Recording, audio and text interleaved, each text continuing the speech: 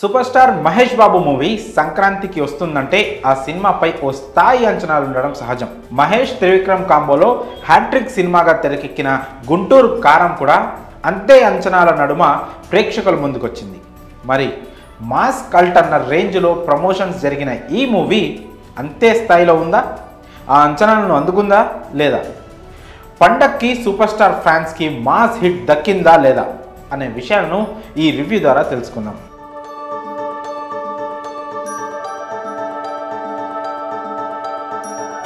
కథ విషయానికి వస్తే వైరా వెంకట సూర్యనారాయణ జనదళం పార్టీ అధినేత. అతని ఏకైక కుమార్తె వసుంధర. తండ్రి రాజకీయ వారసత్వాన్ని అందుకొని మంత్రి పదవి దక్కించుకుంటుంది వసుంధర. అయితే ఆమె తన పెద్ద కొడుకు రమణని చిన్న వయసులోనే వదిలేసి మరో పెళ్లి చేసుకుంటుంది.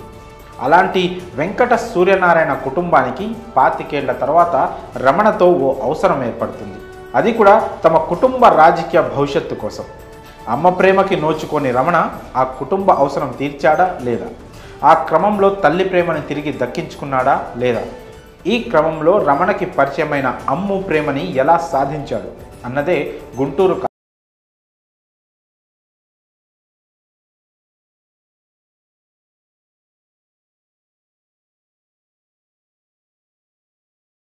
విశ్లేషణ విషయానికి వస్తే తెలుగు సినీ పరిశ్రమలోని టైర్ 1 హీరోలలో సూపర్ స్టార్ మహేష్ బాబుకి సపరేట్ ఇమేజ్ ఉంది. ఆయన మాస్ సినిమాలు చేస్తే ఇండస్ట్రీ రికార్డ్స్ వచ్చి పడ్డాయి.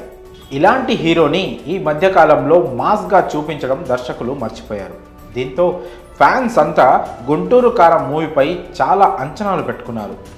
టీజర్, ట్రైలర్, కుర్చీ మడతపెట్టి సాంగ్ వంటి ప్రమోషనల్ వీడియోస్ అన్నీ గుంటూరు కారం పక్కా మాస్ మసాలా అన్న రీతిలోనే రిలీజ్ చేశారు. కానీ వాస్తవానికి సినిమాలో మాత్రం అంతటి మాస్ ఎలిమెంట్స్ లేకుండా పోయాయి.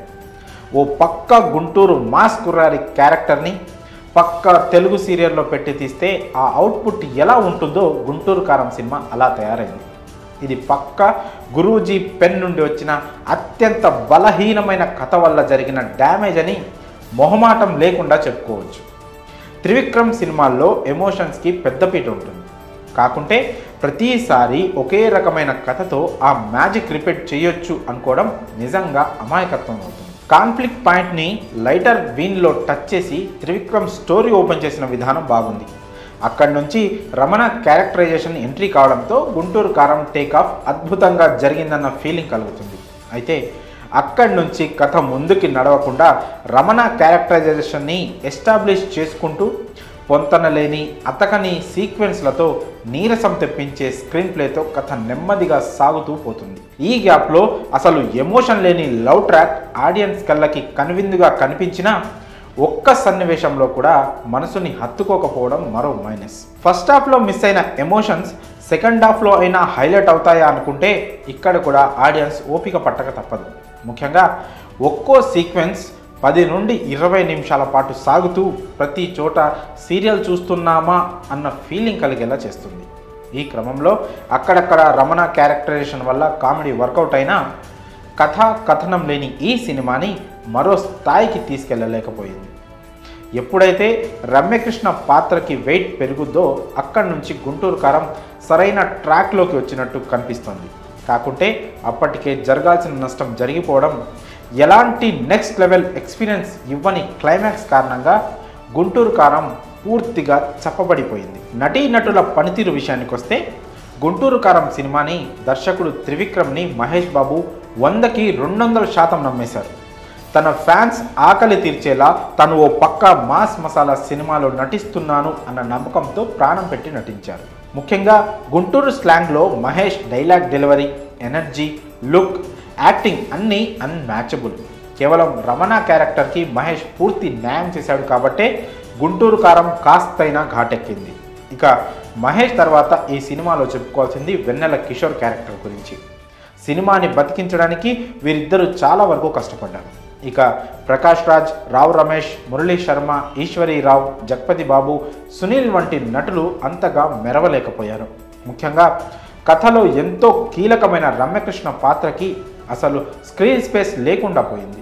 హీరోయిన్గా శ్రీలీల గ్లామర్కి, డ్యాన్స్లకి బాగా ప్లస్ అయింది. కానీ కథతో ఆమెకు ఎలాంటి సంబంధం లేదు. ఇక మరో హీరోయిన్ మీనాక్షి చౌదరికి ఆ మాత్రం స్కోప్ కూడా లేదు. సాంకేతిక వర్గం పనితీరు విషయానికి వస్తే త్రివిక్రమ్ సినిమాలకి మనోజ్ పరమహంస సినిమాటోగ్రఫీ చాలా ప్లస్ అవుతూ ఉంటుంది. కానీ ఈసారి ఎందుకో ఆ మ్యాజిక్ మిస్ అయింది. ఇంకా ఆశ్చర్యకరమైన విషయం ఏమిటంటే పిఎస్ వినోద్ కూడా పనిచేశాడు, అయినా ఆ గ్రాండియర్ మాత్రం కనిపించలేదు. ఇక నవీన్ నూలి ఎడిటింగ్ గురించి ఎంత తక్కువ మాట్లాడుకుంటే అంత మంచిది. పాటల విషయంలో తమన్ జస్ట్ ఓకే అనిపించగా బీజిఎం మాత్రం అదరగొట్టాడు. కానీ సన్నివేశాల్లో బలం లేక అది కూడా అంతగా హైలైట్ కాలేదు. Last but not least Guruji Trivikram Srinivas గురించి చెప్పుకోవాలి. గుంటూరు కారం విషయంలో ఆయన రచయితగా విఫలమయ్యారు. ఎక్కడా ఆయన పెన్ పవర్ అస్సలు కనిపించలేదు.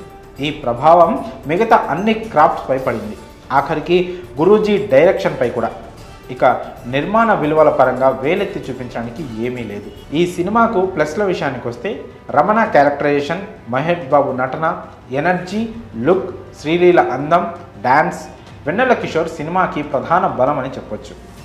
కథ, కథనం, ఎమోషన్స్ పండకపోవడం, త్రివిక్రమ్ మార్క్ మిస్ అవ్వడం, ఎడిటింగ్ సినిమాకి మైనస్ అని చెప్పాలి. చివరిగా ఒక్క మాటలో చెప్పాలంటే గుంటూరు కారం ఘాటు తగ్గింది. ఈ సినిమాకి మేమిచ్చే రేటింగ్ 2/5. మరి గుంటూరు కారం సినిమా మీరు చూస్తే మీకు ఎలా అనిపించిందో మీ అభిప్రాయాలను కామెంట్స్ రూపంలో తెలియజేయండి.